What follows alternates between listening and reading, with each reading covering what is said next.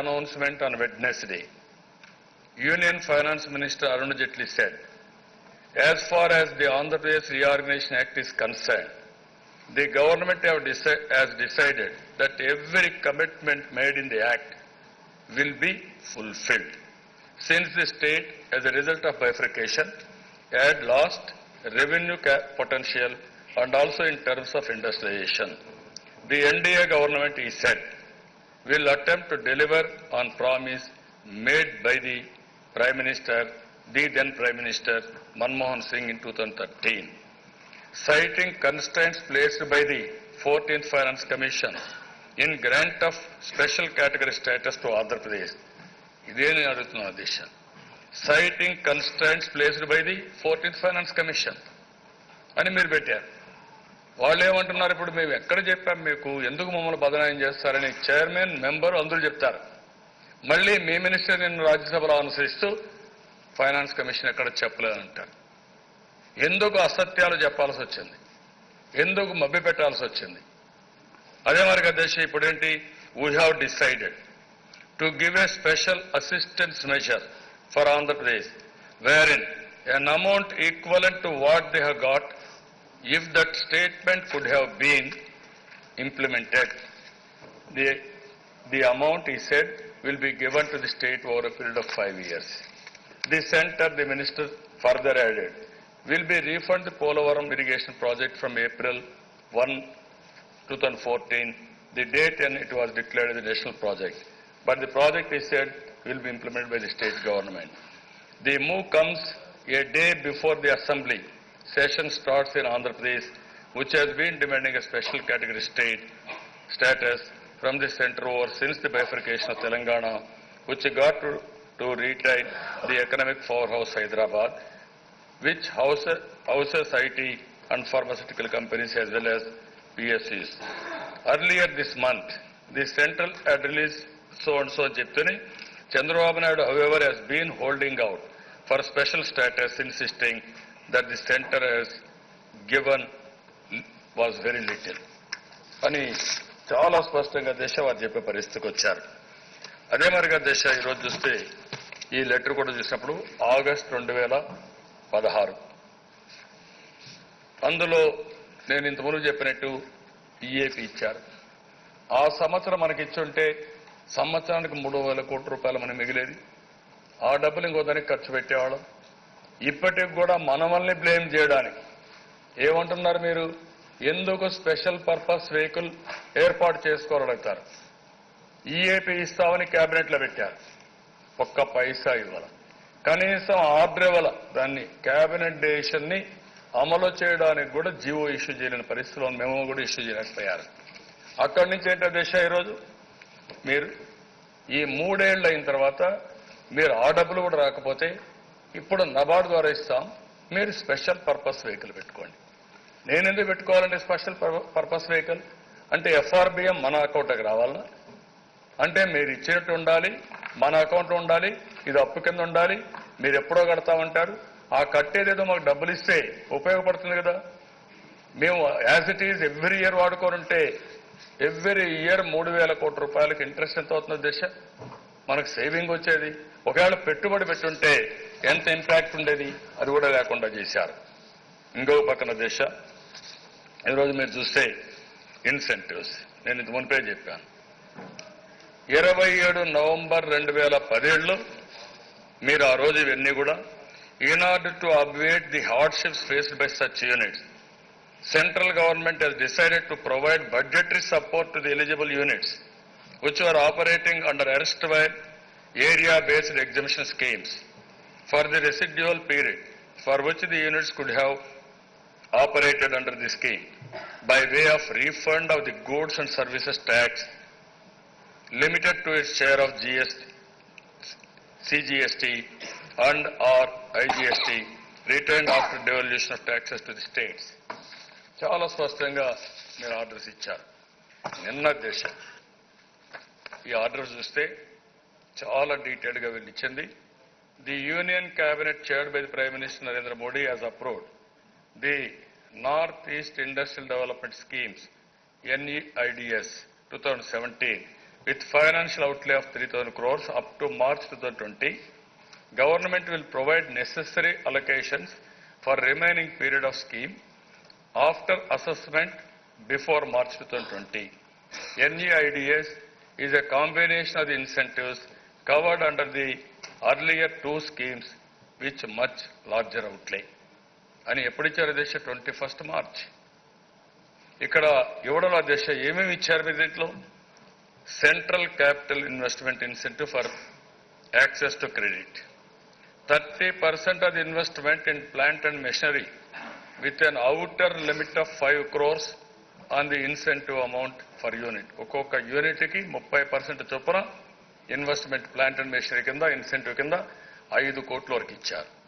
Central interest incentive ఇచ్చారు. Working capital పైన 3% ఇచ్చారు. 3% on working capital credit advanced by eligible banks or financial institutions for first 5 years from the date of commencement of commercial production by the unit.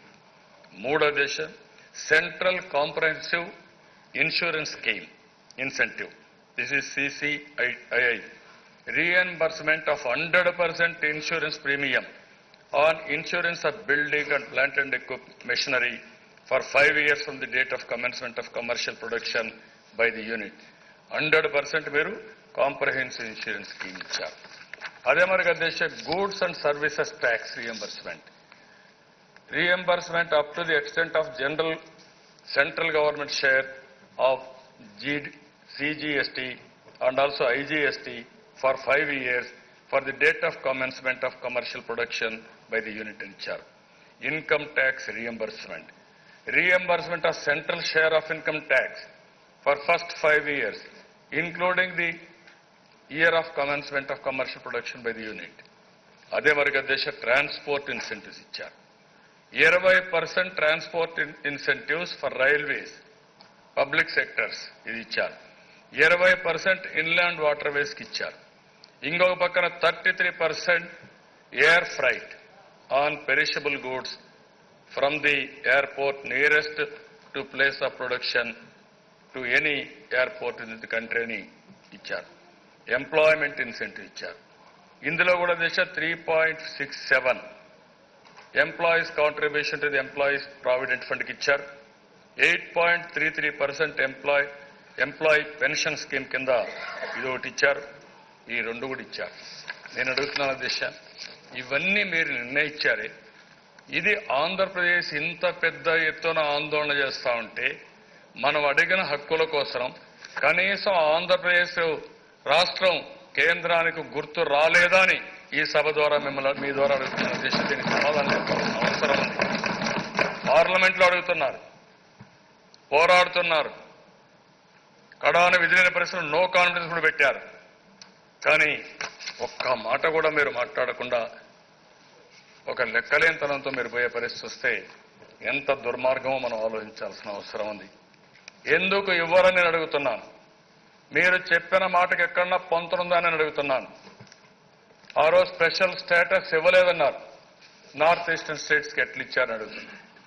నేను ఇవ్వద్దని చెప్పడం లేదు, కానీ వాళ్ళకి ఇచ్చినప్పుడు మనకెందుకు ఇవ్వరని నేను అడుగుతున్నాను. ఆ రోజు మీరే చెప్పారు, మేము కూడా పోరాడామని. ఇప్పుడు కూడా నా లెటర్లో కూడా ఆయన రాసినప్పుడు చూపిస్తున్న దిశ, మేమే పోరాడామన్నారు. ఏం పోరాడారని అడుగుతున్నాను. పోరాడితే ఎందుకు మీరు చేరని అడుగుతున్నాను. ఎందుకు వివక్షతను అడుగుతున్నాను. దీనికి సమాధానం చెప్పాల్సిన బాధ్యత మీకు లేదని అడుగుతున్నాను. 90-10% ఇస్తామన్నారు, ఇవ్వాలి, అది కూడా ఇవ్వలేదు. ఎవరికి ఇవ్వని ఎందుకు అసత్యాలు చెప్పాల్సి వచ్చిందని అడుగుతున్నాను. తొలి రోజు నుంచి ఏదో దురుద్దేశంతో మీరు చేశారు తప్ప ఒక మంచి ఉద్దేశంతో రాష్ట్రానికి మంచి చేయాలని ఎప్పుడూ ఆలోచించిన దాఖలాలు లేవు. ఇప్పుడు అధ్యక్ష మీరు చూస్తే ఈ ఇన్సెంటివ్ వల్ల 200 కోట్ల రూపాయల వరకు ఇన్సెంటివ్స్ ఇస్తారు. నేను చదివిన ఇన్సెంటివ్స్ అన్నీ వస్తాయి. డెఫినెట్గా ఈ ఇన్సెంటివ్స్ ఇచ్చినప్పుడు అక్కడ ఇన్వెస్ట్మెంట్ పెట్టడానికి కూడా చాలా మంది ముందుకు వచ్చే పరిస్థితి వస్తుంది. ఇంకొక పక్కన దేశ కేంద్ర పరిస్థితి ఎట్లుందంటే, కష్టం మనది, మన దగ్గర ట్యాక్సులు వసూలు చేసుకోవడం. ఇన్సెంటివ్స్ కష్టం ఉన్నప్పుడు ఇవ్వరు, కానీ ట్యాక్సులు మాత్రం వీళ్ళు వసూలు చేసుకుంటారు. ఈరోజు మీరు చూస్తే అధ్యక్ష ఎంఎస్ఎంఈలు కానీ ఇవన్నీ కానీ మీరు చూస్తే 300 సంవత్సరాలుగా మనం ప్రమోట్ చేస్తే కొన్ని ఎగ్జాంపుల్ చెప్తున్నాం అధ్యక్ష. ఒక pharma industry, major pharma industry మీరు చూస్తే మన పీరియడ్లో వచ్చిన తర్వాత 100 కోట్ల రూపాయలు ఇన్కమ్ ట్యాక్స్ కడుతున్నారు. అదే సమయంలో 85 కోట్ల రూపాయలు సెంట్రల్ ఎక్సైజ్ కడుతున్నారు, సిఎస్టీ కడుతున్నారు, ట్రాన్స్పోర్టేషన్కి ఒక 5 కోట్లు కడుతున్నారు, ఇన్సూరెన్స్కి 5 కోట్లు కడుతున్నారు. మొత్తం ఒక సంవత్సరం 200 కోట్ల రూపాయలు కట్టే పరిస్థితి వస్తుంది ఒక ఇండస్ట్రీ. అదే కానీ వీళ్ళు కడుతున్నారు. అదే ఆ ఇండస్ట్రీకి కానీ బెనిఫిట్ వస్తే, లేదంటే రాష్ట్రానికి బెనిఫిట్ వస్తే మనమిచ్చే ఇన్సెంటివ్స్ చాలా వరకు కలిసి వచ్చే అవకాశం ఉంటుంది. మామూలుగా దశ 5 కోట్ల రూపాయలు పెట్టుబడి పెడితే ఒక ఫార్మాలో 20 కోట్ల రూపాయలు టర్న్ ఓవర్ చేస్తే 1.5 crores సిఎస్టీ కడుతున్నారు, జిఎస్టీ కడుతున్నారు. ఒక టెక్స్టైల్ సెక్టర్ దిశ 20,000 స్పెండర్స్ ఉంటే 70 నుంచి 90 కోట్ల రూపాయలు ఖర్చు పెడితే వాళ్ళు కట్టేది 5 నుంచి 6 కోట్ల రూపాయలు ఈరోజు గవర్నమెంట్ ఆఫ్ ఇండియాకి ట్యాక్సెస్ రూపేణ కడుతున్నారు. ఇంకొక పక్కన దిశ ఒక క్యాష్యూ ప్రాసెసింగ్ యూనిట్ ఉంటే 35 కోట్లు కానీ టర్న్ ఓవర్ ఉంటే ఫర్ ఇయర్కి వాళ్ళు 2.5 కోట్లు కడుతున్నారు. ఇంకొక పక్కన బ్యాక్వర్డ్ ఏరియా అనంతపూర్ లాంటి జిల్లాలో దిశ మీరు చూస్తే గరిడు స్టీల్స్ ఉంది దిశ 5 సంవత్సరాల్లో 625 కోట్లు కట్టారు. అల్ట్రాటెక్ సిమెంట్స్ ఉంది 400 కోట్ల 5 సంవత్సరాలు కట్టారు. పసుపుల ఫుడ్స్ ఉంది 14 కోట్ల రూపాయలు కట్టారు. కియా మోటార్స్ దిశ సంవత్సరానికి మనం 300 నుంచి 400-500 కోట్లు మనం వాళ్ళకి బెనిఫిట్ ఇస్తున్నాం. ల్యాండ్ ఇచ్చాం, నీళ్లు ఇస్తున్నాం, ఇంకో పక్క కరెంట్ ఇస్తున్నాం, ఒక పక్కన భూమి కూడా ఇచ్చాం. ఇవన్నీ పెట్టి మనం చేసుకొస్తే గవర్నమెంట్ ఆఫ్ ఇండియాకి దిశ 3 లక్షల వెహికల్స్ కానీ ప్రొడ్యూస్ చేస్తే 4,500 కోట్ల రూపాయల ట్యాక్స్ కట్టాలి. అంటే ఆ యూనిట్లో మనం కష్టపడి ఇక్కడ పెడితే 4,500 కోట్ల రూపాయలు సెంట్రల్ గవర్నమెంట్ ట్యాక్స్లు కడతా ఉంటే కడాన మనకు ఇవ్వాలంటే మీనమేషాలు లెక్కేసే పరిస్థితి వస్తే ఎక్కడ దుర్మార్గం అధ్యక్ష ఇది. అందుకనే అధ్యక్ష నేను అడుగుతున్నాను, ఈరోజు పరిస్థితులు ఈ విధంగా ఉంటే కేంద్ర ప్రభుత్వం బాధ్యత లేకుండా ఈరోజు తిరిగి మన మీద ఎదురుదాడి చేసే పరిస్థితి వస్తే ఎంతవరకు సబబని అడుగుతున్నాను అధ్యక్ష. ఇక్కడికి వచ్చినప్పుడు అధ్యక్ష ఈరోజు మీరు చూస్తే నిన్నే ఈరోజు అన్ని టీవీల్లో వస్తూ ఉంది. ఒక లెటర్ ఒకటి రాశారు అమిత్ షా గారు. అంటే ఏంటి, ఆంధ్రప్రదేశ్ రాష్ట్రం మీద దాడి చేస్తూ అంటే మొత్తం ఆ దేశ మీరు చూస్తే ఆ లెటర్లంతా కట్టుకథలు, అసత్యాలు, అర్ధసత్యాలు, 9 పేజీల లెటర్. ఒక హుందాతనం కూడా లేదు, ఒక పద్ధతి లేకుండా అబ్రప్ట్గా ఒక ఉన్నత స్థాయిలో ఉండే వ్యక్తులు అసత్యాలు చెప్పకూడదు అనే ఆలోచన కూడా లేకుండా ఏదంటే అది ఎదురుదాడి చేస్తే ఎలాంటి సంకేతాలు మీరు ఇస్తున్నారు అడుగుతున్నాను. ఎవరి మీద దాడి చేస్తారు మీరు అడుగుతున్నాను. ఏదైనా ఉంటే చెప్పండి, ఇది ఇచ్చామని చెప్పచ్చు. కానీ ఈ లెటర్ చదివిన రాష్ట్రం మొత్తం చదవాల్సిన అవసరం ఉంది అధ్యక్ష. ఈ లెటర్ని ఇది నాకు రాసిన లెటర్ కాదు, ఏ రాష్ట్రాన్ని కించపరుస్తూ రాసిన లెటర్ ఇది, ఏ రాష్ట్రాన్ని రెచ్చగొడుతూ రాసిన లెటర్ ఇది, ఏ రాష్ట్రానికి ఏం చేశారో చెప్తూ రాసిన లెటర్ ఇది. వీరు చెప్పిన దానికి ఇక్కడ జరిగిన దానికి ఎంత పొంతన ఉందో ప్రతి ఒక్కరూ ఆలోచించాల్సిన సమయం ఆసన్నమైందని చెప్పి కూడా నేను మీకు తెలియజేస్తున్నాను. ఇండస్ట్రియల్ ఇన్సెంటివ్స్ ఇవ్వలేదు. నార్త్ ఈస్టర్న్ స్టేట్స్కి ఇస్తే ఒక్క రాజకీయ పార్టీ మాట్లాడరు. ప్రజల్ని మభ్య పెడతారా మీరు? అంటే స్పెషల్ స్టేటస్ అనే పేరు పెట్టి ప్రజల్ని మభ్య పెడుతూ ఇండస్ట్రియల్ ఇన్సెంటివ్స్ ఒక పక్కన ఇస్తే 2 సార్లు ఇస్తే జీఎస్టీ రీజియం ఉందని చెప్తూనే ఒకసారి ప్రొటెక్ట్ చేస్తూ ఇండస్ట్రియల్ ఇన్సెంటివ్స్ ఇవ్వడం, రెండో అదనంగా ఇస్తే కనీసం ఒక మాట మాట్లాడరా వీళ్ళు? వీళ్ళు రాష్ట్రాన్ని కాపాడతారని అడుగుతున్నారు. ఈరోజు రాష్ట్రంలో మీరు చూస్తే అధ్యక్ష రాసిన లెటర్ చూస్తే I'm writing this letter after the Telugu Desam parties decision to kid the NDA family. This decision is both unfortunate as well as unilateral. It is a decision, I am afraid, will be construed as being guided wholly and solely by political considerations instead of development concerns. నేను అడుగుతున్న దేశ ఈరోజు Telugu Desam party ఎలక్షన్లో మీరు చూశారు దేశ local body election. Local body ఎలక్షన్లో clear majority వచ్చింది. విభజన జరిగింది. రాష్ట్రం అంతా ఆందోళన చెందారు. అభద్రతా భావంతో ఉన్నారు. నేను ఆలోచించింది కొంత మనకు అండగా ఉండాలి, కేంద్రంలో సహకారం కావాలనే ఉద్దేశంతో ఎన్నికల్లో పొత్తు పెట్టుకుని ఎన్నికల్లో వెళ్ళాము అధ్యక్ష. వెళ్ళిన తర్వాత 4 సంవత్సరాలు వెయిట్ చేశాను. 29 సార్లు ఢిల్లీకి వెళ్ళాను. ఈరోజు మీరు అన్నీ చేశామని మాట్లాడుతున్నారు.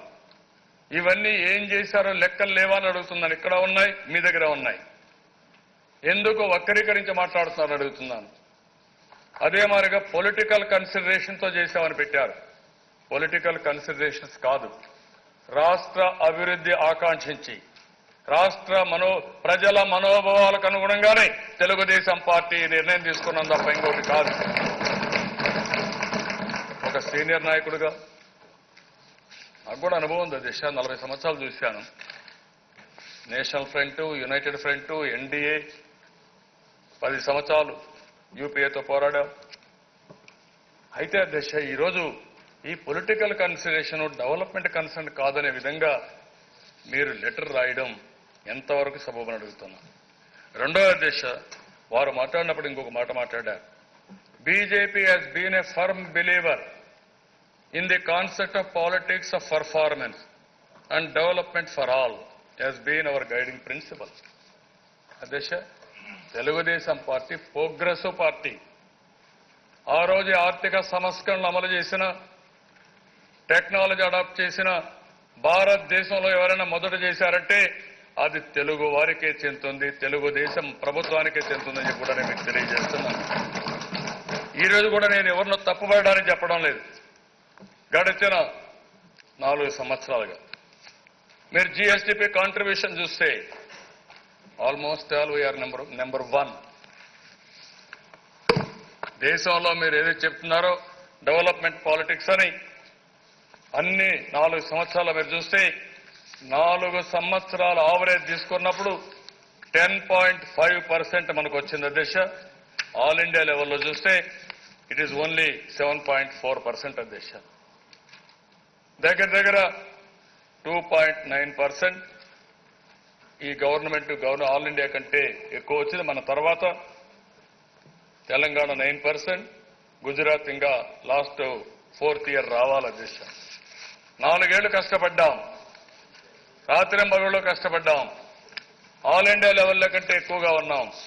కానీ పర్ క్యాపిటా ఇన్కమ్ మాత్రం ఇప్పటికి కూడా అన్ని రాష్ట్రాలతో సౌత్ ఇండియన్ స్టేట్స్తో చూస్తే మంది 1,42,000 ఉంటే తెలంగాణ 1,75,500, కర్ణాటక 1,74,500, ఇంక కేరళ, తమిళనాడు ఇంకా రావాలి అధ్యక్ష.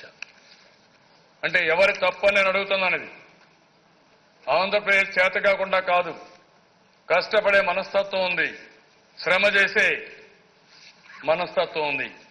కానీ జరిగింది అధ్యక్ష, మీరు హేతుబద్ధత లేని విభజన చేశారు కాబట్టి అక్కడి నుంచి ఆదాయం పోయింది, ఆదాయ వనరులు పోయినాయి. 4 సంవత్సరాలు కష్టపడితే ఆ రోజు తెలంగాణ మనకు జీఎస్టీపీ కాంట్రిబ్యూషన్ డిఫరెన్స్ చూస్తే 1.4 ఉంటే ఇప్పుడు అది 4.6% పెరిగాం. కొంతవరకు నిలదొక్కున్నాం. ఇంకా దక్షిణ భారతదేశంలో అన్ని రాష్ట్రాలతో సమానంగా పైకి రావాలంటే కనీసం ఇంకా 10 ఏళ్లు పడుతుంది. ఎవరి తప్పని అడుగుతున్న దిశ ఉన్న పళంగా మీరు అన్యాయం చేసి మళ్ళీ ఈరోజు మీరు మాట్లాడుతూ బీజేపీనే పాలిటిక్స్ ఆఫ్ పర్ఫార్మెన్స్ అని మాట్లాడితే కరెక్ట్ కాదు దిశ. ఆ ట్రాక్ రికార్డు తెలుగుదేశానికి ఉంది, తెలుగుదేశం ప్రభుత్వానికి ఉంది. దాంట్లో దేశంలో ఎవరికంటే వెనక తెలుగుదేశం ప్రభుత్వం లేదు. ఆ విషయం ప్రతి ఒక్కరూ గుర్తుపెట్టుకోవాల్సిన అవసరం ఉంది. ఇన్ని కష్టాల్లో ప్రపంచమంతా తిరిగాం. ఇన్వెస్ట్మెంట్ కోసం ప్రయత్నం చేశాం. అదే కానీ కేంద్రం కూడా ఇన్సెంటివ్స్ ఇచ్చుంటే ఈరోజు ఇండస్ట్రీస్ ఇంకా పెద్ద ఎత్తున వచ్చేటివి. అలాంటిది వదిలిపెట్టి ఇవన్నీ మాట్లాడే పరిస్థితికి వచ్చారు. ఇంకో పక్కన దేశ మీరు చెప్పింది చూస్తే ఆయన రాస్తూ ఒక మాట అన్నాడు. అంటే వీళ్ళు సెన్సిటివ్గా ఉన్నామని మాట్లాడారు. BJP that has led the voice of safeguarding the welfare of Telugu people in both the Telugu states. This is in direct contrast to the Congress party, which not only mismanaged the bifurcation, but also showed zero sensitivity towards Telugu people, which is in line with the historic apathy of Telugu community. Ani matladu Desha, you may recall that during the previous Lok Sabha and the Rajya Sabha, when our party did not have adequate representation, it was the BJP that set the agenda and ensured that justice is done to the hard-working Telugu people in both the states. అని మాట్లాడారు. ఎవరి తెలియదు దేశీయ రాష్ట్రాల్లో అప్పుడు అమిత్ షా గారు ఢిల్లీలో లేకపోవచ్చు, నేను ఢిల్లీలో ఉన్నా. గుర్తుపెట్టుకోవాలి ఈ విషయం. పార్లమెంట్లో అధ్యక్ష 20 నిమిషాల్లో బిల్లు పాస్ చేశారు. ఆ రోజు కాంగ్రెస్ పార్టీ బిల్లు పెట్టి పాస్ చేస్తే దానికి సహకరించింది బీజేపీ పార్టీ అధ్యక్ష. ఆ రోజు సహకరించకపోతే బిల్లు పాస్ అయ్యేది కాదు. ఇప్పుడు మాట్లాడతారు అధ్యక్ష. ఆ మాట రాయడానికి కనీసం ఆలోచించాలి కదా అధ్యక్ష. It is on record. 20 నిమిషాల్లో బిల్లు పాస్ చేశారు. దేశం అంతా కూడా ఆక్రోషంతో ఊగిపోయింది. ఏంటి అన్యాయం ఈ ప్రజాస్వామ్యంలో అని చెప్పి. అక్కడి నుంచి అధ్యక్ష నెక్స్ట్ డే రాజ్యసభకు వస్తే నేను ఆ రోజు మొన్న కూడా చెప్పాను, అద్వానీ రూమ్లో ఉండి నేను బాత్తో బయట వచ్చాను. బాత్తో బయట వచ్చినప్పుడు ఏడే ఉన్నారు వేణుగోపాల్ రెడ్డి గారు కొట్టారు అధ్యక్ష. మ్యాన్ హ్యాండిల్ చేశారు. 5 మందో 4 మన వాళ్ళు ఉండింది. 4 ఆంధ్రప్రదేశ్ తెలుగుదేశం ఎంపీలుంటే 4 వీరోచితంగా పోరాడి కడపటి వరకు ఎక్కడా వెనుదిరగలేదు అధ్యక్ష.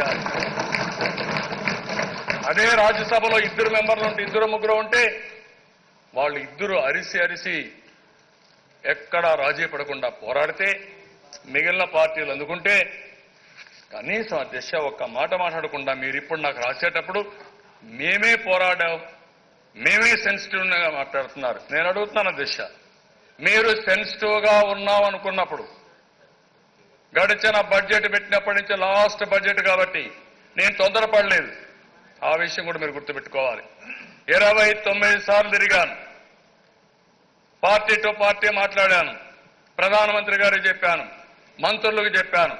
నా ప్రయత్నాలన్నీ చేసిన తర్వాత ఎదురైన పరిస్థితి వస్తే లాస్ట్ బడ్జెట్ చూస్తే చాలా డిస్టర్బ్ అయ్యాం. 5వ బడ్జెట్లో కూడా మీకు ఆంధ్రప్రదేశ్ కనపడలేదంటే ఏమాత్రం ఈ రాష్ట్రం పట్ల మీకు ఒక న్యాయం చేయాలని ఆలోచన ఉందని అడుగుతున్నా. ఆ బడ్జెట్ అయిన తర్వాత ఆ రోజు తెలుగుదేశం పార్టీ ఇంకా మాట్లాడాలి, అడగాలి అనే ఉద్దేశంతో స్టార్ట్ చేశాం అధ్యక్ష. అప్పుడు కూడా మిత్రపక్ష ధర్మంగా నేను చేసిన పని చూస్తే అధ్యక్ష మా మెంబర్లకు చెప్పాను, మా ఫ్లోర్ లీడర్ చెప్పాను, మా మినిస్టర్స్ చెప్పాను. మీరు అక్కడ అనంతకుమార్ ఉంటాడు పార్లమెంటరీ అఫైర్ మినిస్టర్ అని చెప్పండి, మాకు అన్యాయం జరిగింది, ఇది మంచిది కాదు, మేము తప్పకుండా రాష్ట్రం కోసం పోరాడతామని చెప్పే పోరాడాలి తప్ప వెనకడుగు వేసి చెప్పకుండా ఎక్కడ చేయలేదు దేశ. చేసిన తర్వాత దేశ ఏమన్నా ఆలోచించారు? కనీసం మాట్లాడాలని ఒక ఆలోచించారా? ఆలోచించలేదు. కనీసం మాట్లాడలేదు. సెషన్ అంతా అయింది. మళ్ళా సెషన్ ప్రారంభమైంది. సెషన్ ప్రారంభమైన దిశ ఇక్కడ బడ్జెట్లో నేను గవర్నర్స్ అడ్రస్లో పెట్టాను. గవర్నర్స్ అడ్రస్లో పెట్టినప్పుడు నేను చెప్పాను ఈ సమస్యలన్నీ ఉన్నాయని చెప్పాను. చెప్పిన తర్వాత ఇదే హౌస్లో నేను సమాధానం చెప్పి బయటెడితే వితిన్ 2 నిమిషాల్లో ఎన్ని ఆర్టికల్స్ అధ్యక్ష మధ్యలో. అంటే తెలుగువారి ఆత్మగౌరవం అంటే వేరే వాళ్ళకు ఉంటుంది, తమిళ ఆత్మగౌరవం ఉంటుంది, కన్నడ ఆత్మగౌరవం ఉంటుంది, ఒరియా ఉంటుందని లీకులు వదిలిపెట్టారు. ఇంకో పక్కన మీరు వదిలిపెట్టిన లీకులు చూస్తే వీళ్ళని చూస్తా ఉంటే యుద్ధం లేదు కాబట్టి యుద్ధానికి పెట్టే బడ్జెట్ కూడా వీళ్ళు అడిగి ఉన్నారు అని ఒక లీక్ వదిలిపెట్టారు. ఎంత దుర్మార్గం దేశ ఇది అంటే మేమంత నీచంగా ఉన్నాం ఆంధ్రప్రదేశ్ ప్రజానీకం. యుద్ధానికి వాడే డబ్బులు మనం అడిగే మనస్తత్వం మంది కాదే. అవసరమైతే అందరికంటే ఎక్కువ త్యాగాలు చేయడానికి తెలుగు వారు వెనకాల చేశారు.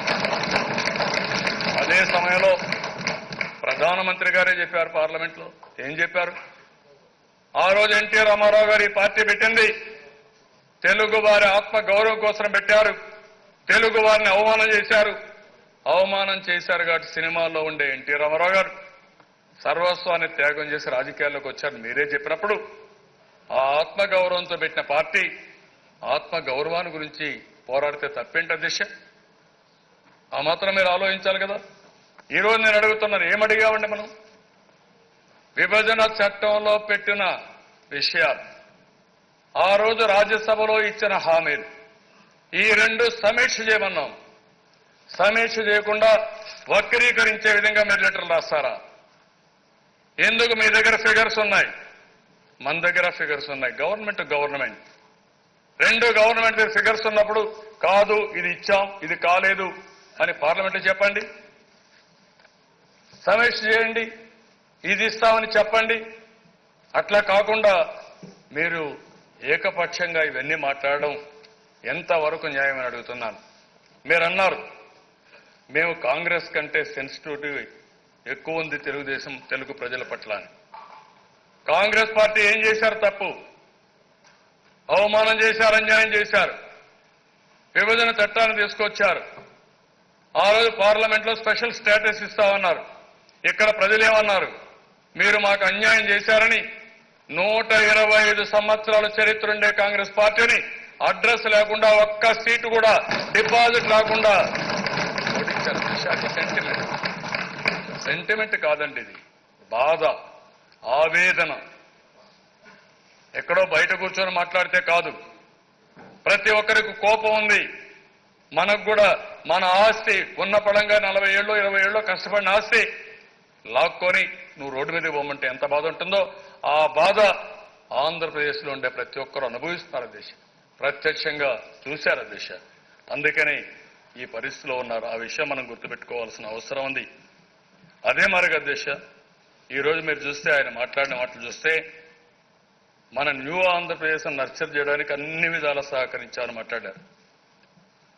ఎక్కడ కూడా మనల్ని ఏది కూడా సహకరించకుండా మ్యాసివ్ రిసోర్సెస్ అలొకేషన్ చేసామని మాట్లాడారు.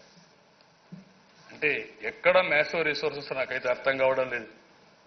అంటే మాట్లాడే మాటలకు లేకుంటే మనం చేసిన పనులకి రెండుకి పొంతం లేకుండా మాట్లాడడం చాలా దారుణం అధ్యక్ష. ఇంకొక పక్కన వారు మాట్లాడితే అధ్యక్ష మీరు చూస్తే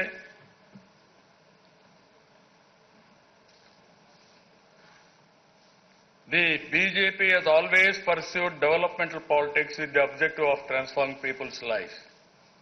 The manner in which people have blessed us over the past 4 years throughout the country demonstrates the public support for our positive agenda.